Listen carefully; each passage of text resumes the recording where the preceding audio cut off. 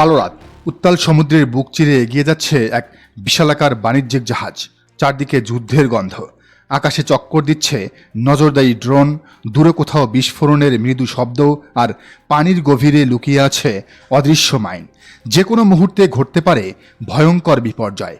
পৃথিবীর সবচেয়ে বিপজ্জনক জলপথগুলোর একটিতে টানা 115 দিন আটকে থাকার পর যখন বাংলাদেশের পতাকা বহনকারী একটি জাহাজ অবশেষে বুক চিতিয়ে সামনে এগিয়ে যায়, তখন সেটি আর শুধু একটি জাহাজের যাত্রা থাকে না, সেটি হয়ে ওঠে আন্তর্জাতিক কূটনীতি, স্নায়ুযুদ্ধ, আঞ্চলিক ক্ষমতার হিসাব নিকাশ এবং পর্দার আড়ালের এক রুদ্ধশ্বাস ভূরাজনৈতিক থ্রিলারের চূড়ান্ত দৃশ্য।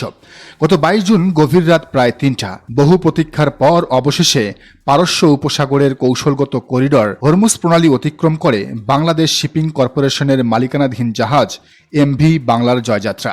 খবরটি ছড়িয়ে পড়তেই দেশের সামুদ্রিক খাত, কূটনৈতিক মহল এবং রাজনৈতিক অঙ্গনে শুরু হয় তীব্র আলোচনা।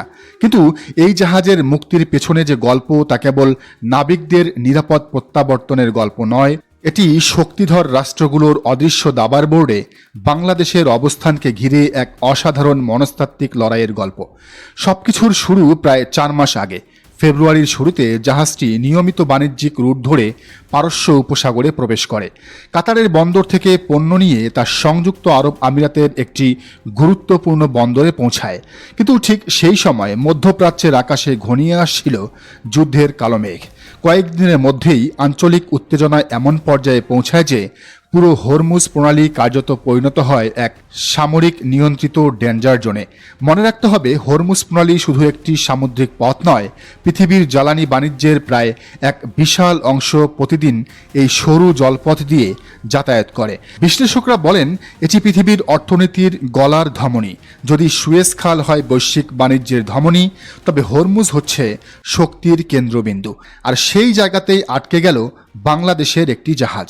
প্রথম দিকে মনে করা হয়েছিল পরিস্থিতি কয়েকদিনের মধ্যেই স্বাভাবিক হবে, কিন্তু যুদ্ধ পরিস্থিতি তীব্র হওয়ার সঙ্গে সঙ্গে জাহাজ চলাচলের উপর কড়া নিয়ন্ত্রণ আরোপ করে ইরান সরকার। আন্তর্জাতিক বাণিজ্যিক জাহাজগুলোকে নতুন নিরাপত্তা প্রোটোকলে চলতে বলা হয়। বাংলাদেশের জাহাজ কয়েকবার নিরাপদ করিডর ধরে বের হওয়ার চেষ্টা করলেও প্রতিবারই নিরাপত্তা বাধা আসে।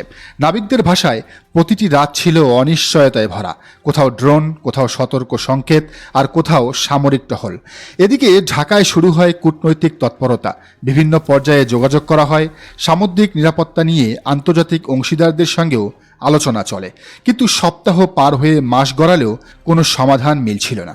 আর এখানেই শুরু হয় আসল গল্প। মধ্যপ্রাচ্যের রাজনীতি পৃথিবীর সবচেয়ে জটিল ভূরাজনৈতিক গোলকধাঁধা। এখানে প্রতিটি বিবৃতি, প্রতিটি কূটনৈতিক অবস্থান, এমনকি একটি ছোট্ট মন্তব্য কখনো কখনো কৌশলগত সংকেত হিসেবে ধরা হয়। আন্তর্জাতিক সম্পর্ক বিশ্লেষকদের মতে, যুদ্ধ চলাকালে দক্ষিণ এশিয়ার কয়েকটি দেশের অবস্থান নিয়ে অঞ্চলটির শক্তিশালী খেলোয়াড়রা গভীরভাবে পর্যবেক্ষণ করছিল। কূটনৈতিক সূত্রে তখন আলোচনা শুরু হয় বাংলাদেশের কিছু অবস্থান এবং কিছু আন্তর্জাতিক বার্তা হয়তো মধ্যপ্রাচ্যের একটি প্রভাবশালী শক্তিকে সন্তুষ্ট করতে পারেনি। যদিও সরকারিভাবে কেউ কিছু স্বীকার করেনি, তবে আন্তর্জাতিক গণমাধ্যমের আলোচনায় বিষয়টি ঘুরপাক খেতে থাকে। প্রশ্ন ওঠে, জাহাজটি কি শুধুই নিরাপত্তাজনিত কারণে আটকে ছিল, নাকি এর ভেতরে ছিল বড় ধরনের কূটনৈতিক বার্তা? রাজনীতিতে অনেক সময় সরাসরি যুদ্ধের চেয়ে মনস্তাত্ত্বিক চাপ বেশি কার্যকর হয়, ইতিহাস তাই বলে।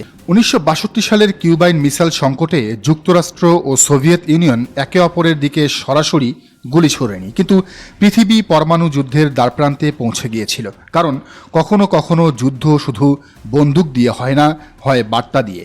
বাংলাদেশের ক্ষেত্রেও যেন তৈরি হচ্ছিল তেমন এক অদৃশ্য চাপের পরিবেশ। জাহাজের 31 জন ক্রু নিরাপদ থাকলেও প্রতিটি দিন অর্থনৈতিক ক্ষতির হিসাব বাড়াচ্ছিল। সামুদ্রিক বিমা ব্যয়, সময়সূচি বিপর্যয়, আন্তর্জাতিক সরবরাহ চেইনের জটিলতা, সব মিলিয়ে এটি পরিণত হচ্ছিল জাতীয় অর্থনৈতিক উদ্বেগে। যখন প্রচলিত কূটনৈতিক চ্যানেলগুলো কাঙ্ক্ষিত ফল আনতে পারছিল না, তখন হঠাৎ করে দৃশ্যপট বদলাতে শুরু করে। ঢাকার রাজনৈতিক মহলে আলোচনা শুরু হয় পর্দার আড়ালে বিকল্প যোগাযোগ চ্যানেল সক্রিয় করা হয়েছে। যখন সরকারি চ্যানেলের সমস্ত কূটনৈতিক চেষ্টা ব্যর্থতায় পর্যবসিত হচ্ছিল, ঠিক তখনই দাবার বোর্ডে এক নাটকীয় মোড় আসে। হঠাৎ করেই ঢাকায় নিযুক্ত ইরানি রাষ্ট্রদূতের সাথে এক রুদ্ধশ্বাস এবং হাই প্রোফাইল বৈঠকে বসেন বাংলাদেশ জামায়াতে ইসলামীর আমির এবং বিরোধী দলীয় নেতা ডাক্তার শফিকুর রহমান। গুঞ্জন রয়েছে খোদ সরকারের ভেতরের একটি অংশ এবং খলিলুর রহমানের বিশেষ অনুরোধেই জামায়াত আমির এই সংকটের হাল ধরেন। কারণ বেইজিং ও তেহরানের গোয়েন্দা ডক্ট্রিন অনুযায়ী যুদ্ধের সময় বিএনপি সরকার কৌশলগত ভুল করে আমেরিকার পক্ষ নিলেও জামায়াতে ইসলামী সরাসরি মজলুমের পক্ষে এবং ইরানের নীতিগত অবস্থানের পক্ষে দৃঢ় অবস্থান নিয়েছিল। ইরানি রাষ্ট্রদূত নিজে তার একটি টেলিভিশন সাক্ষাৎকারে জামায়াতের এই স্বাধীন এবং ভারসাম্যপূর্ণ দৃষ্টিভঙ্গির প্রশংসা করেছিলেন। ইরানি রাষ্ট্রদূতের সাথে সেই রুদ্ধশ্বাস বৈঠকে জামায়াত আমির ডাক্তার শফিকুর রহমান দেশের বৃহত্তর অর্থনৈতিক এবং জাতীয় স্বার্থকে সর্বোচ্চ গুরুত্ব দিয়ে বাংলার জয়যাত্রা সহ অবরুদ্ধ সমস্ত বাংলাদেশি জাহাজ এবং নাবিকদের দ্রুত মুক্ত করার জন্য জোরালো দাবি জানান। জামায়াতের এই রাজনৈতিক এবং আদর্শিক ওকালতির পর তেহরানের সর্বোচ্চ মহল থেকে সবুজ সংকেত আসে। আর এই ঐতিহাসিক বৈঠকের মাত্র 3 দিনের মাথায় ইরান আনুষ্ঠানিকভাবে ঘোষণা দেয় যে তারা বাংলাদেশের কোনো বাণিজ্যিক জাহাজ আর আটকাবে না। ইরানি বিপ্লবী গার্ড বাহিনী আইআরজিসির বিশেষ অনুমতি পাওয়ার পর জাহাজটি ওমানের বহির্নোঙর থেকে রওনা দিয়ে আজ সফলভাবে হরমুজ প্রণালী পার হয়ে সংযুক্ত আরব আমিরাতের ফুজাইরা বন্দরের দিকে এগিয়ে যাচ্ছে, যেখান থেকে জাহাজটি তার চূড়ান্ত গন্তব্য দক্ষিণ আফ্রিকায় রওনা হবে। তারেক রহমান সরকারের জন্য এই 115 দিনের অবরুদ্ধ জাহাজ এবং 31 জন ক্রুর মুক্তি যে কতটা স্বস্তির এবং কত বড় ভূরাজনৈতিক পাওয়া তা কল্পনারও অতীত। কারণ বৈশ্বিক জ্বালানি এবং সার বাণিজ্যের জন্য হরমুজ প্রণালী টিকে থাকার অন্যতম লাইফলাইন। কিন্তু এই আন্তর্জাতিক থ্রিলারের সবচেয়ে ট্র্যাজিক এবং কুৎসিত মোড়টি এসেছে খোদ বাংলাদেশের জাতীয় সংসদের ভেতরে।